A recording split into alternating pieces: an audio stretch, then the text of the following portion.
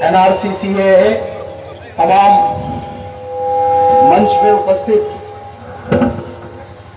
मोअज़्ज़िज़ हाज़रीन, सुदीर मोतमदीन, तमाम उलमा हज़रात, बुजुर्गान मिल्लत, अजीज़ान मिल्लत, नौजवान साथियों और तमाम मीडिया के सीनियर जर्नलिस्ट, आप लोगों के दरमियान में आने का मकसद, मैं Anwar Qadri, executive member action committee against NRC CAA NPR Aurangabad, आप लोगों के बीच में इसलिए आया हूं कि पिछले 22 दिसंबर को, उससे पहले 9 दिसंबर से सीए बिल पार्लियामेंट में पेश हुआ। उसके बाद पार्लियामेंट में पास होने के बाद राज्यसभा में वो पहुंचा और वहां पे जब पास हुआ, हमारे राष्ट्रपति महोदय ने जब इसके ऊपर सिग्नेचर की तो ये सीएए में तब्दील हुआ और ये बिल सीएए में तब्दील होने के बाद पूरे भारत में लागू हुआ। सबसे पहले ये मैं बता दूं कि ये काला कानून पूरे मुल्क के खिलाफ बना है। ये ना सिर्फ मुसलमानों की लड़ाई है बल्कि ये हिंदुस्तानियों की लड़ाई है।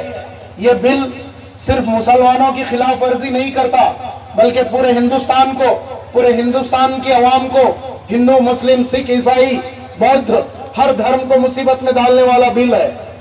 क्योंकि हमारे पास 1955 में सिटीजनशिप एक्ट बना था जिसके तहत एनआरसी 1955 में हुई और उसके बाद 1985 में जब मशरिकी पाकिस्तान बांग्लादेश नहीं बना था, 71 के पहले जो लोग बांग्लादेश के मशरिकी पाकिस्तान में के लोग जब शामिल हुए और जिनोसाइड हुआ तो आसाम, त्रिपुरा, हिमाचल प्रदेश, तमाम जो हमारे नॉर्थ ईस्ट के स्टेट्स है, इसको 4200 किलोमीटर की बॉर्डर लगती है। यहां से बहुत सारे घुसपैठिए हिंदुस्तान में आए। ये शक था। हमारे यहाँ बैठे हुए बुजुर्ग लोगों को याद होगा 1985 में आसाम गण परिषद ने इसकी आवाज उठाई। इसकी आवाज उठाई कि हमारे देश में, हमारे देश का कल्चर, हमारे देश की लैंग्वेज और हमारे देश का तमद्दुन हमारे इलाके का बिगड़ रहा है, इसलिए यहाँ की एनआरसी की जाए। 1985 में 15 अगस्त को राजीव गांधी ने मसौदा साइन किया जिसको आसाम अकॉर्ड कहा जाता है और उसके बाद ये काम ठंडे बस्ते में चले गया। 2003 में जब एनडीए की हुकूमत आई तो प्रधानमंत्री वाजपेयी जी ने एक अमेंडमेंट किया। सीएए में जब अमेंडमेंट किया गया था उसमें यह तय किया गया था कि ये एनआरसी यहाँ पे होगी और हुकूमत इसको करवाएगी आसाम में। जब ये काम शुरू किया गया 2005 में फिर से एनडीए की हुकूमत चली गई और यूपीए की हुकूमत आई और ये काम ठंडे बस्ते में चला गया। 2009 में सुप्रीम कोर्ट ने इसकी दखल ली और जब देखा 2013 में कि ये काम बहुत स्लो, आसानी से और बहुत ही धीमी स्पीड से चल रहा है तो इसको फिर ऑर्डर किया सुप्रीम कोर्ट ने कि उनकी निगरानी में आसाम में एनआरसी होगी। आसाम की अवाम, वहां की पॉपुलेशन 3 करोड़ 29 लाख वहां की अवाम है। जब वहां एनआरसी की गई सुप्रीम कोर्ट के ऑब्जर्वेशन में तो पूरे मिला के एनआरसी से 19 लाख लोग बाहर हो चुके थे। 19 लाख बाहर हो चुके थे। बीजेपी हुकूमत को यह शक था कि इसके अंदर पूरे मुसलमान होंगे बांग्लादेश से आए हुए, लेकिन ये इनका जो ख्वाहिश थी वो पूरी नहीं हुई। उस 19 लाख में से 15 लाख हिंदू निकले और 4 लाख मुसलमान। तो अब इन्होंने ये बिल पास किया जो हमारे संविधान के बेसिक ढांचे की खिलाफ वर्जी करता है। ये मुल्क, ये सेकुलर मुल्क के नाम से पूरी दुनिया में जाना जाता है। हिंदुस्तान किसी एक मजहब के मानने वाले का मुल्क नहीं है। यहाँ पे हिंदू, मुस्लिम, सिख, ईसाई, बौद्ध, मुसलमान सब एकजुट, एक साथ, अलग अलग कल्चर, अलग अलग मजहब होने के बावजूद भी सुकून और अमन से रहता है। ये मुल्क सबका है, ये मुल्क हमारे सबका है। अब इस मुल्क में फांसीवादी हुकूमत, जातिवादी हुकूमत ने सीए बिल पास किया, जिस बिल में पाकिस्तान, बांग्लादेश, अफगानिस्तान से आने वाले हिंदू, सिख, बौद्ध, पारसी, जैन, इन सबको नागरिकता दी जाएगी और उसके अंदर मुसलमान का जिक्र नहीं है। ये बेसिक जो कानून बना है, ये काला कानून कहा जाएगा, जिसकी पूरी दुनिया में मुखालिफत हो रही है। यूनाइटेड नेशंस ने इसकी मुखालिफत की, रशिया ने इसकी मुखालिफत की, मलेशिया ने इसकी मुखालिफत की, और तमाम जो मुल्क हिंदुस्तान को सेकुलर मुल्क मानता है, वो मुल्क इसकी मुखालिफत कर रहा है। इस मुल्क में कोई बिल इस तरह से नहीं बन सकता। ये मुल्क सेकुलर मुल्क, लोगों के फायदे के लिए, लोगों के डेवलपमेंट के लिए, इनको हुकूमत तमाम लोगों के इंटरेस्ट को प्रोटेक्ट करने के लिए दी गई है। उसके बावजूद भी इन्होंने इस बिल को लागू किया। इसका फायदा तो कुछ नहीं है, पूरे मुल्क को नुकसान में डालने वाला ये बिल है। वो इस तरह से कि आसाम में जब एनआरसी हुई तो उसको खर्च आया 1700 करोड़ रुपया। अगर यही एनआरसी पूरे मुल्क में लागू होगी तो इसका 72,000 करोड़ खर्च होगा। हमारा डेवलपमेंट, हमारी भूखमरी, हमारे हॉस्पिटल की फैसिलिटीज, हमारा एजुकेशन, हमारे एम्प्लॉइज का, हमारे बॉर्डर सिक्योरिटी फोर्स का जो 2 वक्त का सही से खाना नहीं दे पाते, वो 72,000 करोड़ रुपया खर्च करके हिंदुस्तान में एनआरसी लागू करेंगे। ये भारत की इकोनॉमी को बर्बाद करने वाला है। उसके बाद अगर एनआरसी हुई तो सीए बिल के तहत जो एनआरसी के बाहर हो जाएंगे, जो इसके जद में आएगा तो मुसलमान, और इसका नुकसान हिंदू भाइयों को किस तरह से होगा। माझा सर्व बसलेल्या व्यासपीठावर आणि ऐकणाऱ्या सर्व जनतेला माझा प्रश्न आहे, ज्यावेळेस आपण भारतीय म्हणून हा बिल ज्यावेळेस लागू होईल आणि तुम्ही जर सिद्ध करू शकला नाही की तुम्ही भारतीय आहात, तर तुम्हाला भारतीयत्व कसं देण्यात येईल। तुम्हाला शपथ घ्यावी लागेल की मी भारतीय नागरिक नाही आहे, मी बांगलादेशातून आलेला आहे, मी अफगाणिस्तानातून आलेला आहे, मी बांगलादेशातून अफगाणिस्तानातून आलेला आहे, अशी शपथ घ्यावी लागेल। त्याच्यानंतर तुम्हाला भारतीय नागरिकत्वता देण्यात येईल। हे तुम्हाला मान्य आहे का?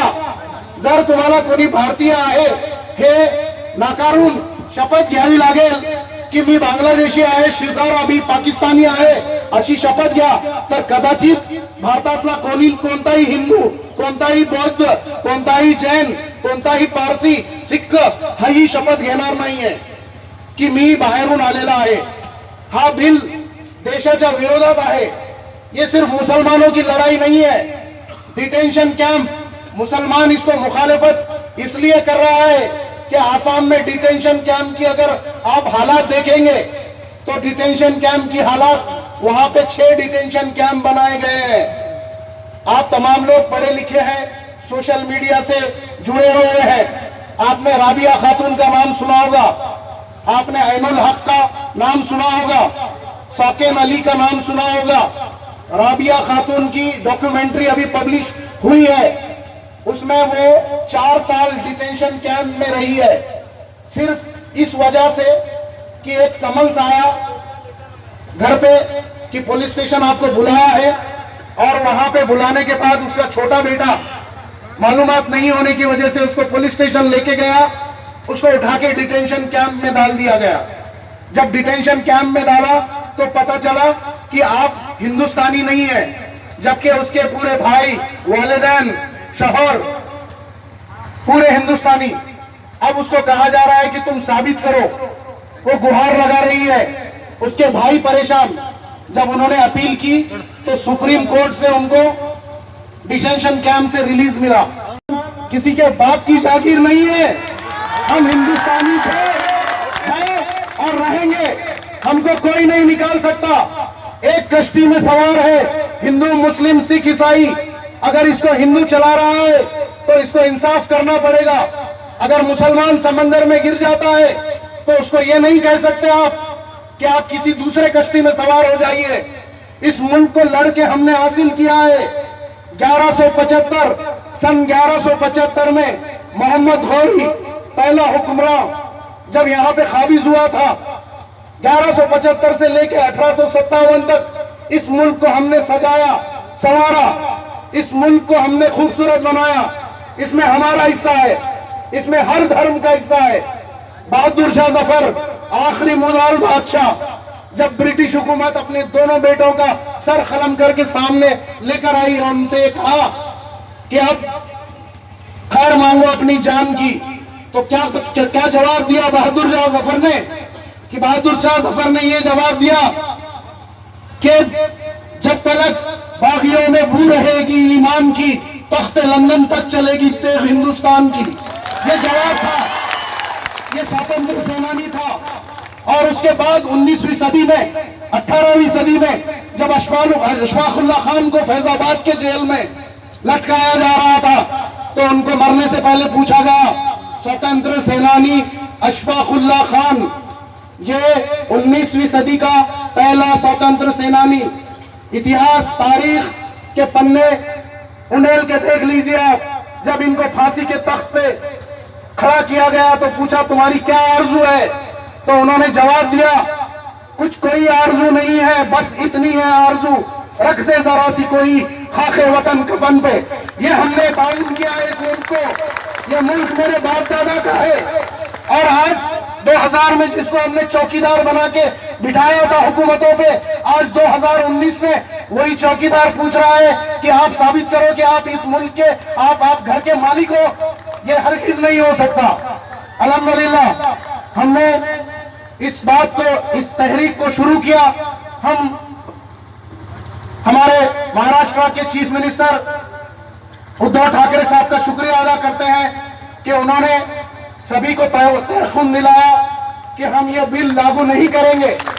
हम गंगापुर से इनका शुक्रिया अदा करते हैं कि उद्धव ठाकरे साहब ने ना एनआरसी लागू होगा, ना सीएए लागू होगा, ना एनपीआर लागू होगा, इस बात का यकीन दिलाया।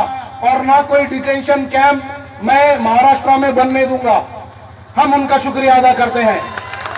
और आप तमाम गंगापुर वालों को मैं एक तहरीक दूंगा कि अज़्म इरादा कर लीजिए। गंगापुर से पूरे महाराष्ट्र को एक पैगाम जाना चाहिए। आज ये रैली, ये पूरा अमन एहतजाज जो संविधान ने आपको अधिकार दिया है, इसके तहत जो आपने एहतजाज किया, पूरे गंगापुर का नौजवान, उलमाए दीन, तमाम सियासी पार्टी, तमाम धर्म के लोग काबिल मुबारकबाद है। आपको मैं मुबारकबाद देता हूं। और यहाँ से एक पैगाम पूरे महाराष्ट्र को दीजिए, अपने घरों पे कल से एनआरसी, सीसीए, एनपीआर, बायकॉट के बोर्ड अपने घरों पे लगाइए। इस कानून को हम हरगिज नहीं मानेंगे। हम साबित नहीं करेंगे कि हम हिंदुस्तानी हैं। हम हिंदुस्तानी थे, हैं, रहेंगे। सभी का खून शामिल है यहाँ की मिट्टी में, किसी के बाप का हिंदुस्तान नहीं है। आप तमाम से मैं गुजारिश करता हूँ कि मुत्तहिद रहिए। सभी लोगों को ये अपने लड़ाई में शामिल कीजिए। ये लड़ाई सिर्फ मुसलमानों की नहीं है, पूरे हिंदुस्तानियों की है। और मैं इस लड़ाई को हिंदुस्तानी के नाते लड़ूंगा। मैं अपने संविधान की रक्षा करना जानता हूं।